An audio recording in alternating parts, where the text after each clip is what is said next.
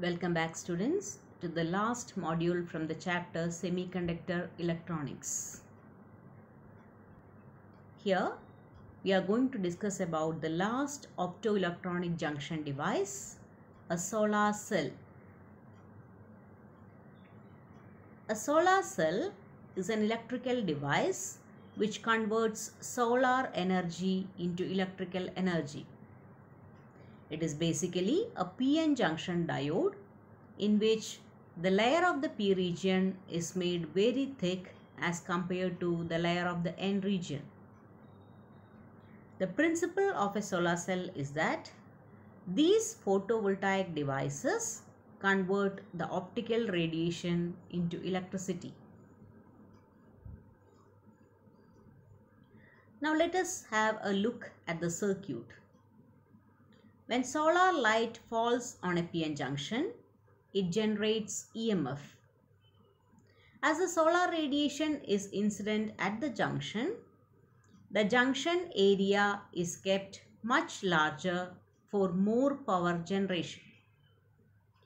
A P silicon layer of about 300 into 10 raised to minus 6 meter is taken, and about this a still thin layer of about 0.3 into 10 raised to minus 6 meter N silicon layer is grown on one side by the process of diffusion. The other side of the P layer is coated with a metal. This serves as a back contact. On the top of the N silicon layer, metallic grid is deposited. This is called the front contact. The light is incident on the grid from the top.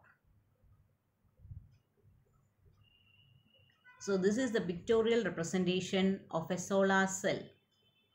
You can see the top surface and the front contact, and also the back contact, which is marked by gray color.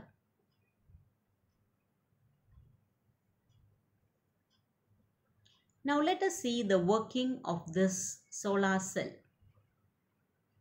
The generation of EMF by the solar cell when light falls on is due to the following three basic processes: generation, separation, and collection. The generation of electron-hole pairs due to light with energy h nu greater than the energy gap close to the junction is known as generation. The separation of electrons and holes due to the electric field of the depletion region is known as separation. The electrons are swept to the N side and holes to the P side by separation. The electrons reaching the N side are collected by the front contact, and the holes reaching the P side are collected by the back contact by the process of collection. Thus, the P side becomes positive and the N side becomes negative, giving rise to a photovoltage. When external load is connected, a photocurrent flows through the load.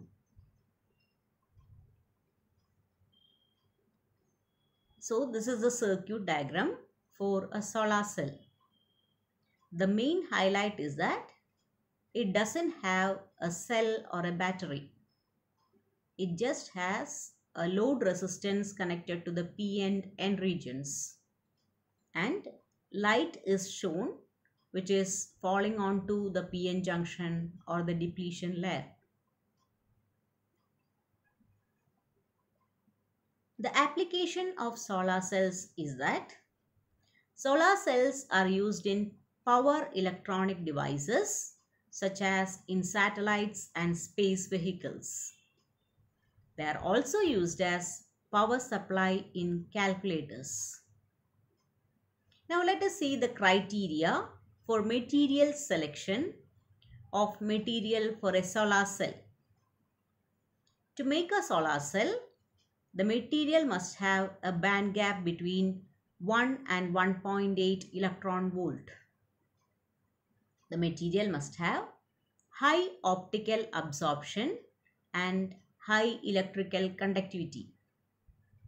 The availability of the material for making a solar cell, that is the raw material, must be enough, and it must be cost effective also.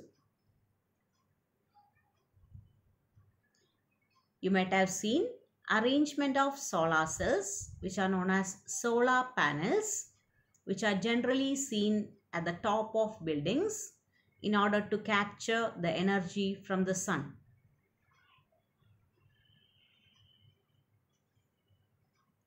The graphical representation for a solar cell is as shown in the figure.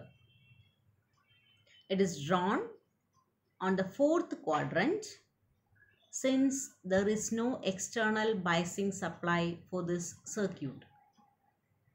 So the graph showing the VI characteristics with V along the x-axis and I along the y-axis is as shown in the figure, and the graph is indicated in the fourth quadrant as solar cell does not draw current but supplies the same to the load.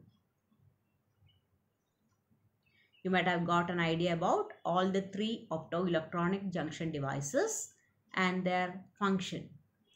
Thank you, dear students.